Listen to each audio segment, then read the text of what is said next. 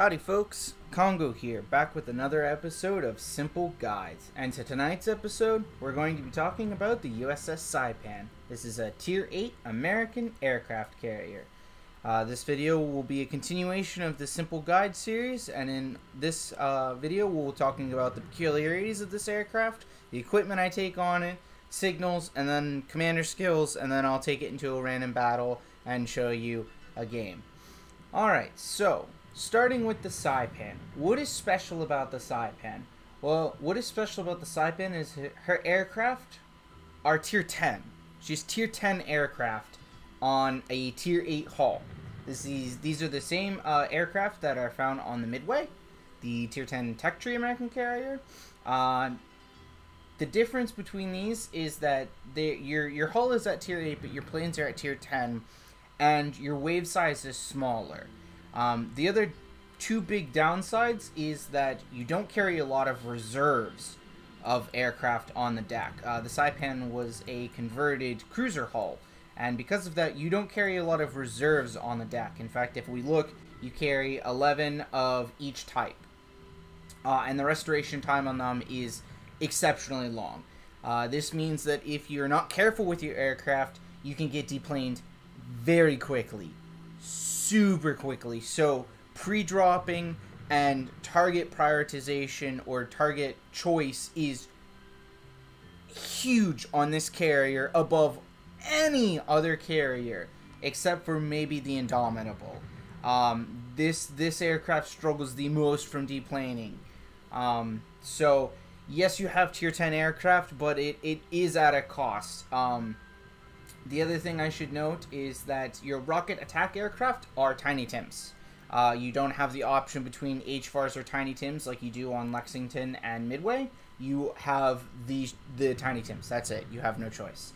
The torpedo bombers still drop 2, but it's flights of 2 rather than flights of 3. On most American carriers, Lexington with the upgraded torpedo bombers and then the upgraded Midway torpedo bombers, you have 3 in the wave, and on Midway it's 2 torpedoes per wave, so 6 total. On the Saipan it's only 2 torpedoes with 2 aircraft, so 4 total. Now these drops, they converge outwards, so it's a lot harder to hit these torpedoes on smaller ships or more maneuverable ships, and these are more for attacking battleships. And then you have the standard American dive bombers. Again, you don't carry as much in the attacking flight itself as opposed to Midway. You only have 2 attacking aircraft, and that they carry 2 bombs each, so that's only 4 total. So that is something to keep in mind. In terms of upgrades, first 2 upgrades, pretty straightforward. Air groups modification and aircraft engines modification. Slot 3, I'm using the aerial torpedo modification. This is to bump the torpedo speed up to 37 knots.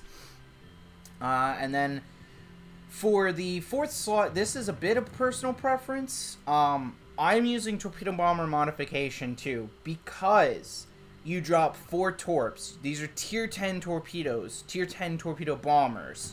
So that means that even though you only have 4 torpedoes, you have a huge amount of alpha strike with your torpedo bombers. It's almost as much as Kaga. Now the flood chance is a lot lower than on Kaga, for example, and you want to be using dots. So you want to be getting a flood and then using your dive bombers to set a fire. So just with the combination of huge alpha strike on the torpedo bombers, plus you're going to want to land multiple torpedoes just to guarantee you get a flood, I took torpedo bomber modification too. Now, of course, the torpedo bombers, they do get a heal, so that does help a little bit. But the heal is a percentage, so that will work better with more HP, basically. And at higher tiers, the AA is quite hostile, and that heal can just help a lot. Otherwise, you would take bomber modification too, like you would on like Lexington or Midway. It's more personal preference. I just like using one of the better strengths of the Saipan, which is higher torpedo alpha. And then for the 5th slot, Now, normally, I'm running Flight Control Modification 1, and I've said that this is personal preference a lot of time, and I usually take concealment systems because I prefer the better concealment, but in this one case, Flight Control is actually better, and there's a couple of reasons for that. One, you don't have a lot of aircraft on deck, so you only have 9 with 11 with the Flight Control mod, because you get +2. So 9 is even less than the +2 with the 11. But on top of that, your concealment is actually really good without Concealment Expert or with Concealment Module. It is 11.9, which is amazing. With Concealment, it drops below 10 kilometers. Now, that is kind of a double-edged sword. I don't like, generally, a good rule of thumb is if your carrier has less than 10 kilometers detection, you don't want to, with concealment systems, you don't want to take concealment systems because you want to have a little bit of space to actually to react to being spotted by a destroyer, for example. If you're being rushed by a Mogador or a Kleber or a Marsol or even some of the Ruskies with Tashkent and Khabarovsk, you want to have time to actually be able to strike them and either kill them or dissuade them from continuing to advance against you. And with a larger concealment, you can realize you're spotted sooner and therefore react and strike them. And maybe dissuade them or just have your team to outright kill them. So a smaller detection means you get much less warning and much less time to either dissuade or kill them from striking you. So in this case, this is why I recommend Flight Control Modification 1 on this specific case. On other carriers, I would say it's personal preference of whether you want more planes or you want to be closer. But on the Saipan specifically, because your concealment is so good, because you are, historically, you were a retrofitted cruiser hull, your concealment, base concealment is actually incredibly good. So that's the upgrades. One thing I do want to note is that on the Saipan, you have no secondary guns. And I'm only pointing this out because on basically every other carrier, even at tier 6, you usually have 1 or 2 secondary guns to help, you know, shoot a destroyer if he's YOLOing you. On the Saipan, you have none. So that little bit of extra concealment, being able to react faster to being spotted is even more important here. For the commander skills, I'm using Halsey.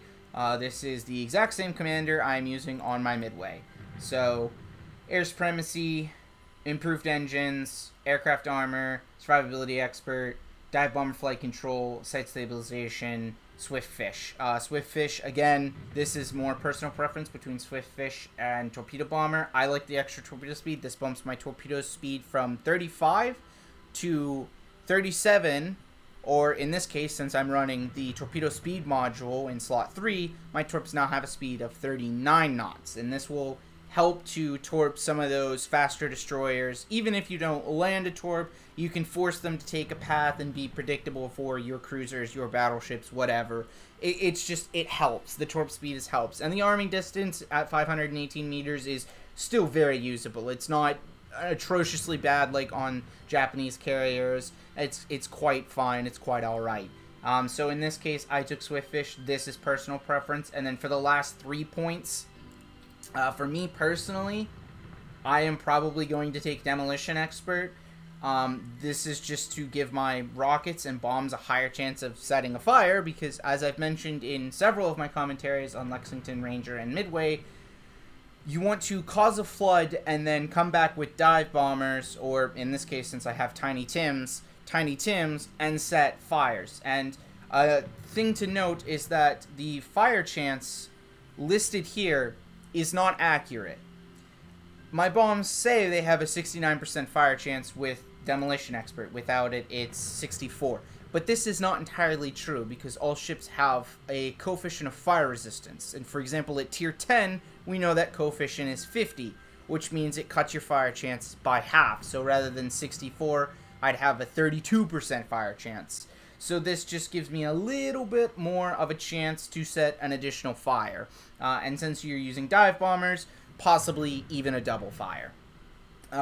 This is more of a personal for me. If you didn't want to take this, you could take either Torpedo Bomber, Swiftfish, whatever you didn't take, or if you wanted to take the Repair Specialist and then like a 1-point skill, like something like this, or like this would be fine as well.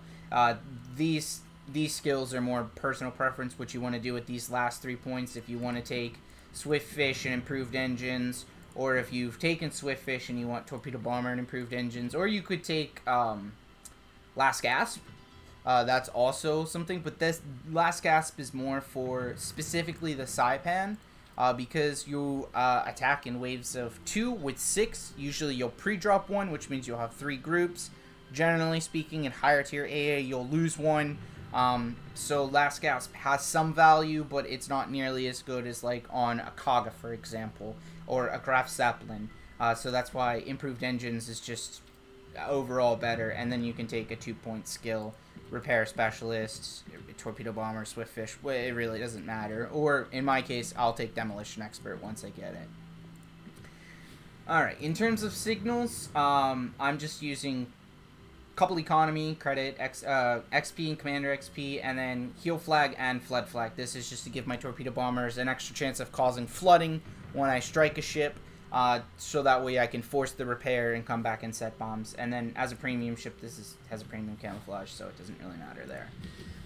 Alright, let's get into a battle. Now, as I've mentioned in many of my Tier 8 commentaries, as a Tier 8 carrier, you tend to get up-tiered a lot. And for a lot of carriers, it sucks, but you can still do stuff because even though your planes are Tier 8, you have, usually a lot of them or decent reserves. The Saipan is kind of the opposite to Kaga, for example, where you don't have a lot of reserves, and at higher tiers, those Tier 10 planes only survive a little bit longer. So in this case, we are mid-tier. It's tier 9, 7, 8, 9. So that's usable. In terms of AA threats they have, well, they have 3 American battleships, so that's a little scary. I'm not going to want to strike that first. Amagi, doesn't matter. Francesco has good short range, but nothing too serious. And then they have Alaska, Azuma, mines, and then their destroyers are just kind of their destroyers. The Ostrogothlands has pretty strong AA for a destroyer. Mines is alright, it's got good medium, and then the Alaska has good AA as well. So basically, lots of Americans, lots of heavy AA, lots of scary stuff. So our main targets are probably going to be this Amagi, this Francesco, maybe the mines if we can catch them, and then the 2 lower tier destroyers. Azuma would be a good target as well. She has very notoriously bad Japanese AA, but it's an Azuma. It's a pretty squishy ship, so I doubt she will be a viable target early on. They tend to stay very far back, so it's unlikely that we'll be able to strike her for the most part. So if we get an opportunity to strike her, we will, but otherwise I'm not going to be worrying about it too much.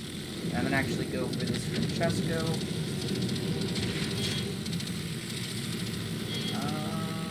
And maybe see if I can force an early repair on him. And we found the Minsk. So that's good. We know where the Minsk is. He's going to Seaside. So I'm going to now scout.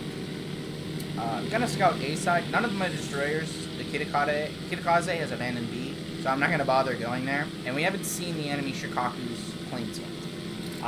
So what this means is he could be sniping us. And in fact, he just got spotted mid-side. So we know where his torpedo bombers are now.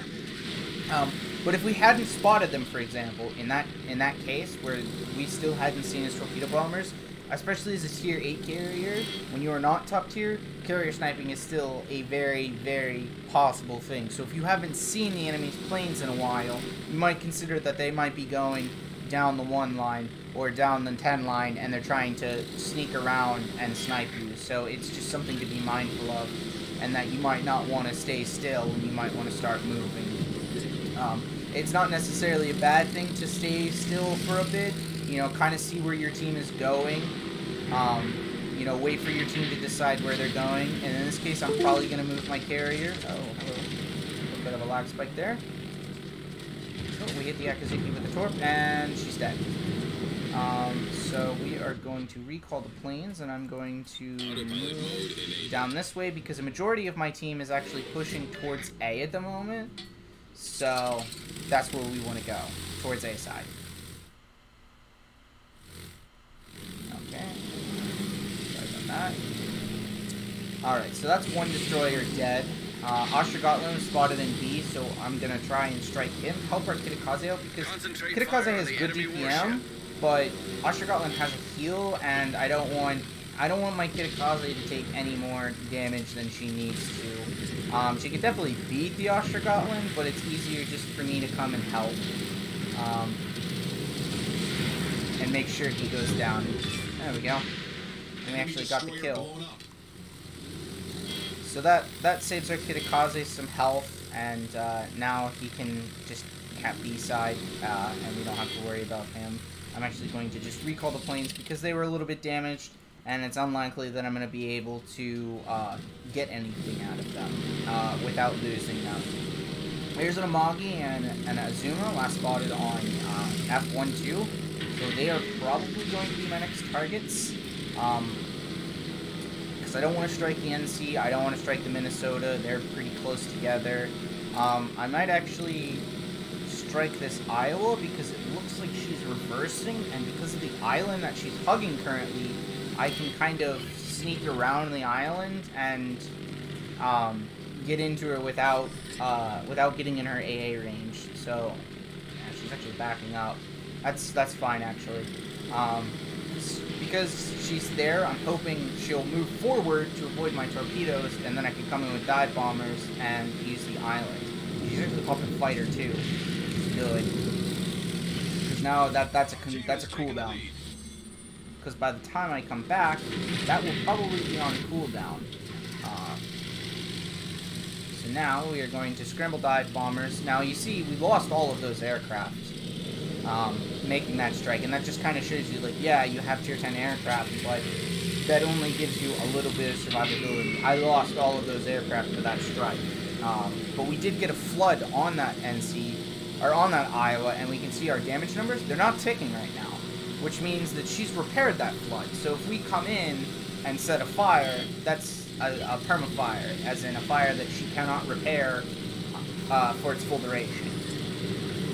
And it looks like our Brindisi's trying to YOLO rush her, but I don't think that's going to work too well because the Iowa's waiting for her to do it.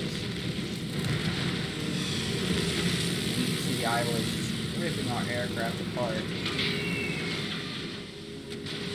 And there we go, we set a fire. So that is a fire that will burn for the full, or mostly the full duration, as the Iowa does not have a repair to put it out. So now we're going to scramble torpedo bombers again, because I saw when I dropped the Iowa that it looks like the Jervis might have set a second fire on her, so I think she has 2 fires on her. So with that knowledge, I'm going to come in with torpedo bombers to try and set a flood on her now. Because if she does have 2 fires burning on her, it's unlikely that I will get a 3rd fire on her. Either because she has fire prevention, and that's a bow fire. I couldn't quite see where we set the fire. So she either has fire prevention and she has a fire on her bow and stern, or she only has 2 fires on the superstructure. But in either case, I don't wanna come in with dive bombers when she's got 2 fires on her already, because it's unlikely I'm gonna get any additional fires. But she's not flooding, so I can come in and try and set another flood on her. And especially because she's reversing like that, she's a very easy target for me to hit with torpedoes. And there we go. She was low enough that the torps just outright killed her. And I'm actually going to move this way into A. I want to stick somewhat close to my team, and I want to reduce the turnaround time for my planes. I was going to take dive bombers to go strike her in case she didn't die from that torpedo strike, and she did have repair because the fires did burn out on her. And I wasn't sure if they burned out naturally or she repaired it. So in this case, I took the dive bombers out just to make sure that the Iowa did in fact go down, but it turns out that she died to the torpedo bombers, and now we can just come in and strike the Minnesota. You can see that the Minnesota's AA is brutally effective with her defensive fire up, and she's on still full health. We did get 1 bomb off, and you can see there that 1 bomb set a double fire. So that Minnesota might repair, and in fact, if you can see, my damage numbers are still ticking up, which means she did not repair that double fire. Either she doesn't have repair, or she's smart enough to know to hold it and wait. Because because there is a Kitakaze right in front of her. But at the same time, there is a Kitakaze right in front of her, so if she does repair the fires, I'm going to come back with torpedo bombers because I want to set a flood now. Because it's unlikely that I will set a fire, especially with the Kitakaze sitting there, because Kitakaze can really pump out some DPM. So it's better just to try and get another instance of dot damage. In this case, a flood. 2, 3, 3 hits on the Minnesota. Unfortunately, no flood. RNG wasn't with us this time, but she is getting beaten up pretty harsh. It seems she's repaired the flood, but she's come around the corner, and somebody, it looks like, I think it was the Iowa, just blapped her for a large amount of damage. And if nobody kills her here, I will come and kill her with rocket planes. Our truck off killed her. Oh well. We lost those planes for that strike, but it was worth trying to go for and maybe make sure that she went down. And it looks like the NC just got hit pretty hard by somebody, so we're going to strike her next. Just prevent them from taking the cap, keep my destroyer alive as long as possible, and just get as much chip damage as I can. She's got her in a pretty bad broadside right now. Oh, and there we go. Game ended. Masashi deleted her before my rockets could hit, unfortunately, but that's one of those games where we didn't do a ton of damage, 90k damage, but we were still second on the team.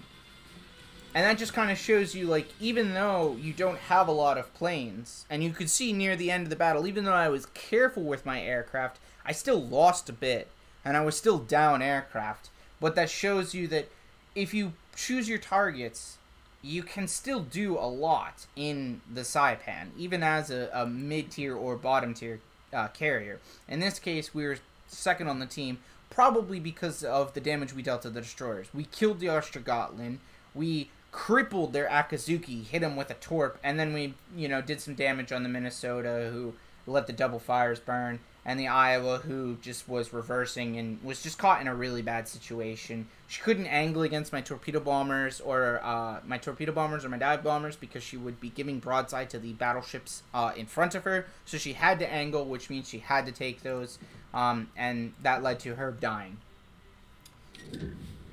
So that was the Saipan. If you like what I'm doing, like, subscribe, and in the next episode, we will be talking about the Enterprise. Until then, see you next time.